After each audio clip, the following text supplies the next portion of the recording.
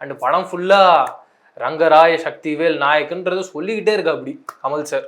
எனக்கே ஒரு கட்டத்துக்கு மேலே கஷ்டமாயிடுச்சு. ஏன்னா இந்த குழந்தைங்கலாம் ஸ்கூலுக்கு போகிறதுக்கு முன்னாடி what is your name, what is your age, where is your house அப்படின்னு சொல்லிட்டு ஒரு 4-5 கொஸ்டின் பேப்பர் வச்சுருப்பாங்க. அந்த கொஸ்டின் பேப்பரை எங்கே யார் வீட்டுக்கு போனாலும் சொல்ல சொல்லி சாவடிப்பாங்க. அதெல்லாம் ரொம்ப கஷ்டமாக இருக்கும் சின்ன வயசில். அப்படிப்பட்ட ஒரு கஷ்டத்தில் அவ்வளோ பெரிய மனுஷனை கூப்பிட்டு வந்து ரங்கராய சக்திவேல் நாயக்கன்னு ஒரு 15-20 வாட்டி சொல்ல விட்றாங்க. நம்மலாம் வந்து கமல் சார் எவ்வளோ பெரிய லெஜெண்டாக பார்க்குறோம், அவரை கூப்பிட்டு வந்து ஏதோ பழிவாங்கிற செயலில் ஒரு படம் பண்ணால் எப்படி இருக்குமோ அப்படி ஒன்று பண்ணிட்டாங்க. ரொம்ப கஷ்டமாக இருந்ததுங்க.